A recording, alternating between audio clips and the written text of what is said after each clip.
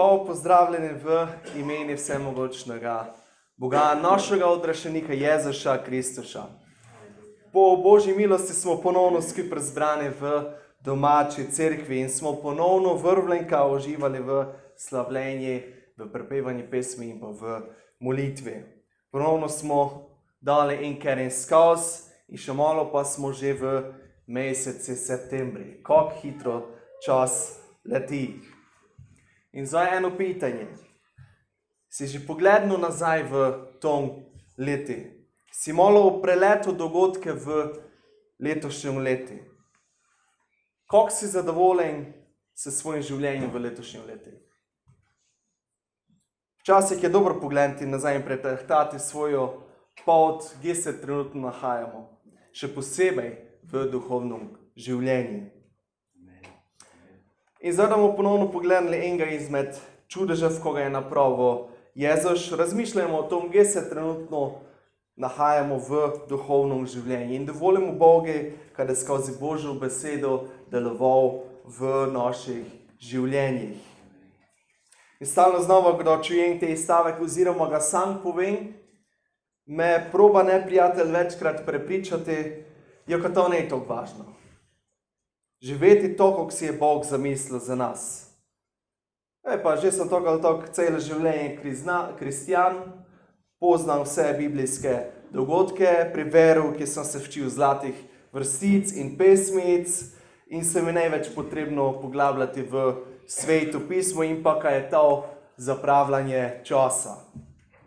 To je ena izmed enostavnih prevar, ker jih šatan še peta v naše misli. Samo, ko bi nas odpeljal v kraj od Božje besede. Mogoče imamo resen znanje in nam je ostalo spomin dosti od otroštva, ampak ko imaš od toga, če se samo spomniš zgodb, ko tako povem, iz svetega pisma kot otrok. Mogoče ne je tako očitno, ampak šatan se ne trudi stalno, ko bi nas odtrgal povsem v kraj od Boga. Ampak si misli, pa zdaj, če je Gregor že kristjan, ga mu probo omejiti, ker je ostal kot otrok.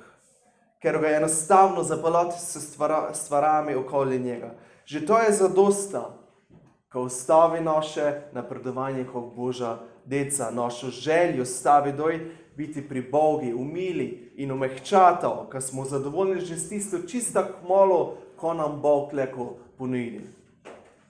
Po domače povedano bi lahko povedali, napravi nas manjake na duhovnem področju.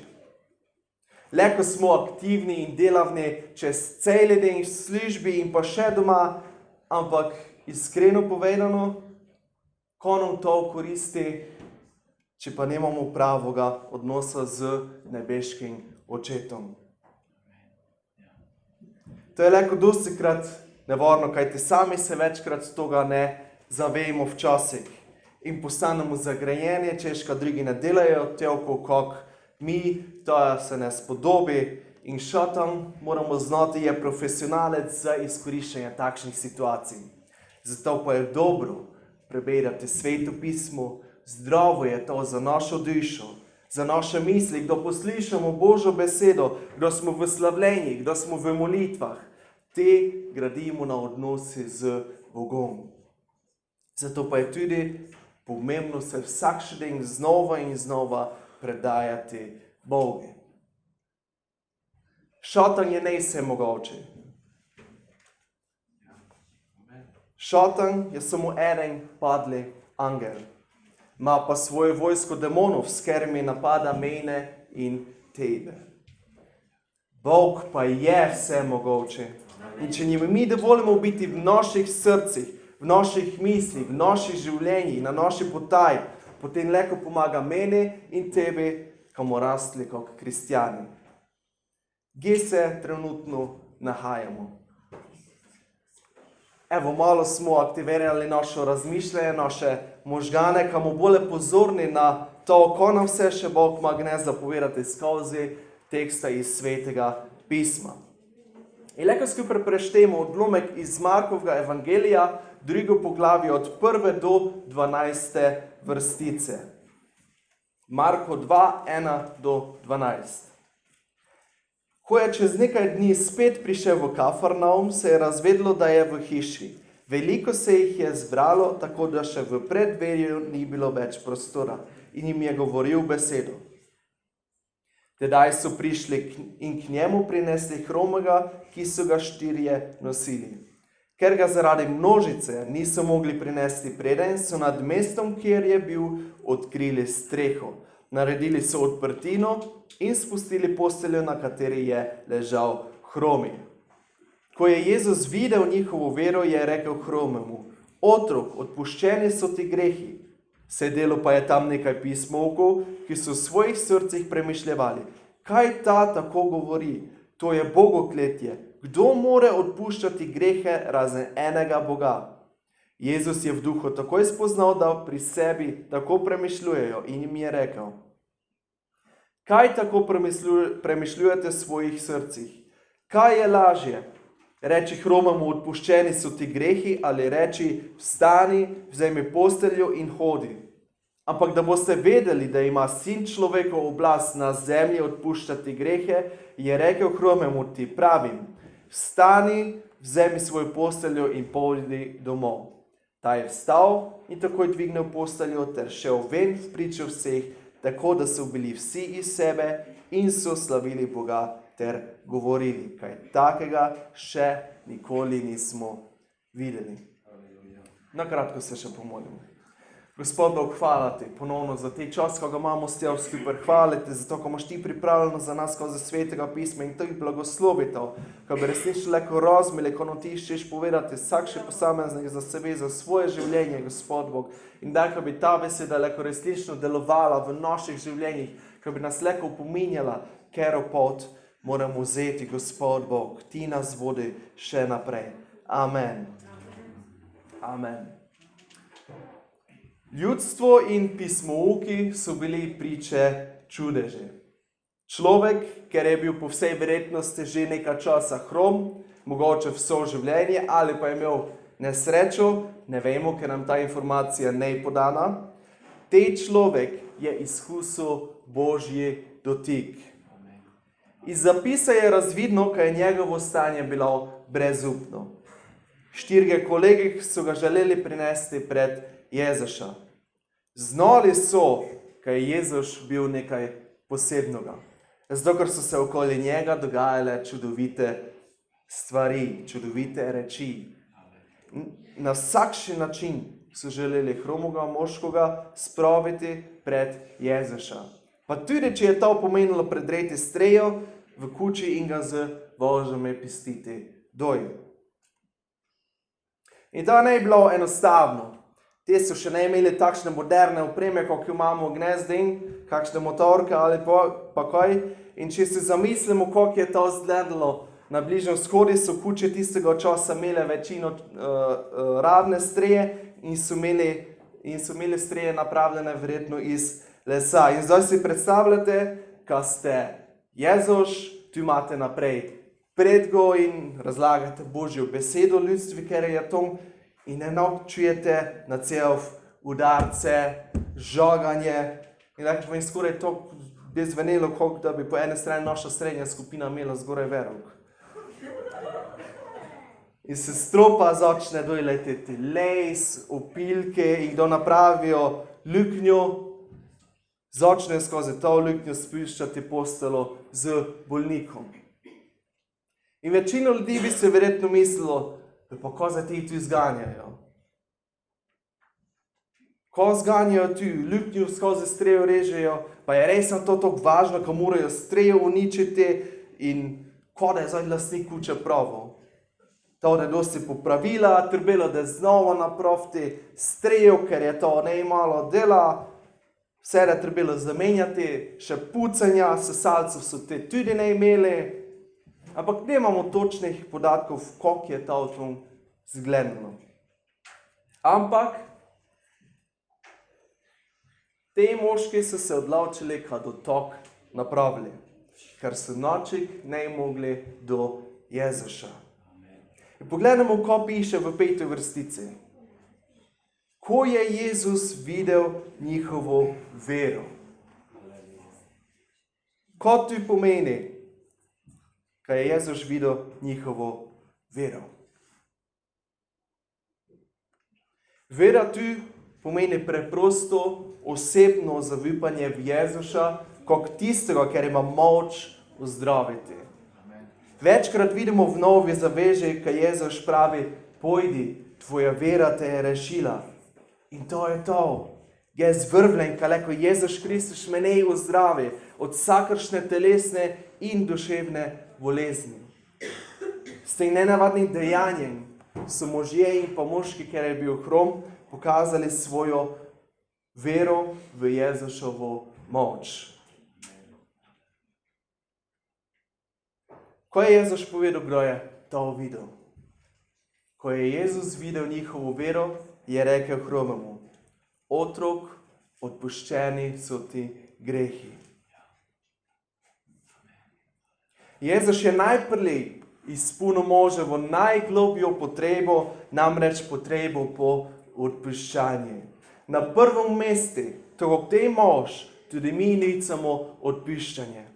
Vsak mora znati za sebe in se mora preverjati in predajati vodstvu Svetega Duha, kam napravo pravilne odločitve, kam delali pravilne odločitve. Kajti, če delamo po svojih občutkih, to, ko se nam zdi pravilno in se obnašamo to, kako se pač počutimo, te najverjetneje ne smo takšni, kako pa si nas je Bog zamislil. In to nas lahko ponovno vodi v greh. Ne glede na to, v kakšno stanje smo. Prvo konjicamo je odpuščanje. Seveda se pa to pismo ne je videlo. 7. vrstica. Kaj ta tako govori?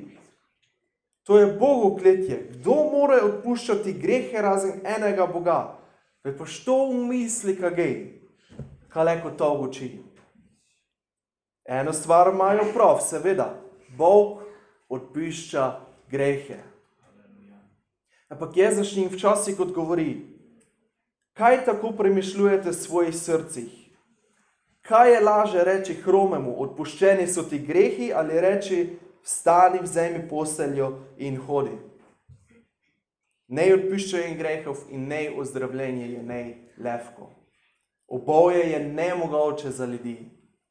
Je pa enostavno za našega vsemogočega Boga. Amen. Bog ima oblast nad vsem stvarstvom in njemu ni nič nemogoče. Amen. Tu naprej pa se tekst že sam razloži, kdo Jezus pravi, v 10. vrstici naprej. Ampak da boste vedeli, da ima Sin človekov oblast na zemlji odpuščati grehe, je rekel hromemu, ti pravim, vstani, vzemi svojo posteljo in pojdi domov. Prej smo že povedali, ko samo Bog odpušča grehe. Jezus pa je s tem dokazal, kaj je Božji sin, kaj je Božji zastopnik na zemlji in kaj je njemu bila dana vsa oblast na zemlji. In kako pa se je odzvalo ljudstvo? So tudi godrnjali, so tudi iskali napake. Bili so vsi iz sebe in so slavili Boga ter govorili, kaj takega še nikoli nismo videli. Ljudstvo je spoznalo, kaj je Božji sin, kaj je Jezus Božji sin. Ljudje so videli, kako milostljiv in kako dober je Jezus. Kako zdaj lahko te dogodek Svetega pisma lahko vpliva na naše življenje v dnešnjem času? Začetki sem vas pital, če ste zadovoljni s svojimi življenji v tom letu. Ne zanima me materialno stanje, ampak duhovno. Kdo si v težavaj, kdo se sooča z stvarmi in okoliščinami, ker so ti neprijetne, kaj je tvoj prvi razmislek? Godrjanje, štenkanje, žipatav, pritoževanje, joj, pa ko se mi to pa dogaja, ugovarjanje, pa moram toga tu gledati, pa sem se zelo v skrego. manjavst, ne da se mi to, nemo zašel v cerkev, probaš sam rešavati situacijo, si že sam planirati, kako boš rešil stvar. Če si priznamo, je večkrat stok, ne? Naš instinkt nam pravi, ka smo sami, ka moramo sami rešiti stvar. Ko pa Bog pravi na to, kdo smo v preizkušnji, v situaciji, kjer so nam nej prijetne. In odgovor leko med drugim najdemo tudi v Jeremija 1. poglavje 8. vrstica. Nikar se jih ne boj, saj sem jaz s teboj, da te rešujem, govori Gospod. Jeremija je tu v straji, ko vsega čaka v prihodnosti, ker je še bil tu otrok. In prevzemala ga je nesigurnost, strah. In Bog njime pravi, ne boj se, jaz sem s tev, jaz mu rešavo situacijo, ker je pred tev, preizkušnje, ker pridejo v tvoje življenje, mu jaz posredoval. Zaupaj meni, ne boj se. Skozi Sveto pismo imamo dostikrat zapisano te besede, ne boj se. In to stalno prihaja od Boga, od Božjega služabnika, Božjega angela ali pa od Jezuša. In ta beseda drži tudi še danes. Če smo predali naša življenja Bogu in smo vodeni od Svetega Duha, tudi naše prvo razmišljanje, ne godrnjanje, ne pritoževanje, štenkanje, ali pa kako sami rešiti situacijo, ampak da molitev, da iskanje od rešenika, kajti znamo, kaj je naš Bog, vsemogočen Bog in je gospodar življenja. Te štirje kolegi in pa hromi mož so znali, Indri ne do našli pomoči, kot pa pri Jezušu.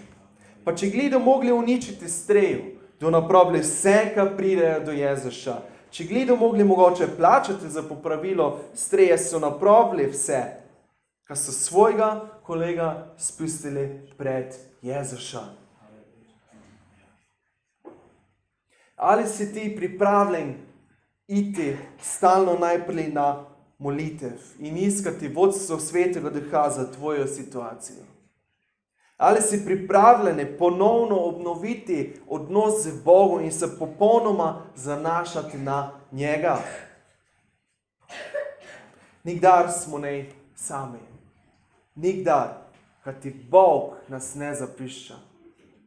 Če vztrajamo v veri v njegovo ime, nas Bog ne da zapustil.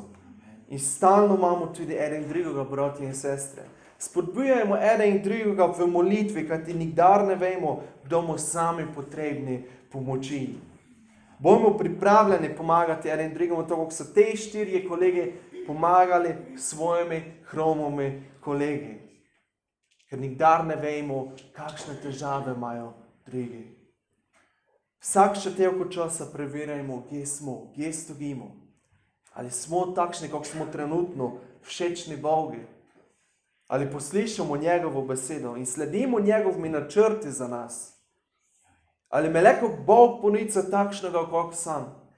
Kaj je moj motiv za življenje, za vse delo, ko ga upravljamo? Upam, da ste me ne narobe razumeli na začetku, ka tisti, ko delamo cele dni, ko delamo kaj narobe. Ne. 1. Korinčanom 10. poglavje 31. Zelo znana vrstica. Naj si torej jeste ali pijete ali delate kaj drugega. Vse delajte v Božjo slavo. V vsem, kar smo v vsakši situaciji proslavimo Boga, bojmo v molitvi, različna dela in pa opravila imamo in Bog se leko v večini proslavi in nas blagoslovi. In zdom, ka ne stalno enostavno, ampak prav v tistih trenutkih, kdo nas šatan želi podreti, prav te moramo biti trdni v veri v Boga. Te se kaže Božja milost v življenje vernika. Pregovori 3:5 štejemo tak. Zaupaj v Gospoda z vsem svojim srcem, na svojo razumnost pa se ne zanašaj. Naj nam to bo cilj. Zanašajmo se na Boga in nikdar nemo sami. Bog da nas vodo po potaji, ker je do izgrajevale našo vero, komu pripravljene tudi pomagate eden drugome. Svet okoli nas se spreminja in iskreno gledano, ne morem povedati, kaj se spreminja na boljše. Ne vemo, ko vse nas še čaka v prihodnosti, ali pa koliko prihodnosti je pred nami. To zna samo naš nebeški Oče. Zato pa je toliko bolje pomembno se zanašati na Gospoda. Da nam vsem da Gospod milosti, komu v iskrenosti sližili njemi in pa drugome. In znajmo, kaj smo nikdar ne sami. Amen. Leko še nakratko stanemo in se pomolimo. Gospod Bog, hvala ti za to, ko se nam ti gučil skozi tvojo besedo. Gospod Bog, hvala ti za te trenutke, ko je leko izkusimo, kako tvoja familija, Gospod Bog, ko smo leko skupaj bili slavljeni in čaščenje tvojega imena. Gospod Bog, toliko popevljamo, toliko poslišamo, noj to tudi živimo in se noj zavedamo, kad če tebi predajamo naša življenja, se leko zanašamo na tebi, leko tebi zavipamo in ti nas ne boš pustil same, Gospod Bog, resnično. Noj smo tebi predani, noj se ne zanašamo na svojo razumnost in Gospod Bog, noj se zgodi tvoja vola v naših življenjih. Amen. Amen.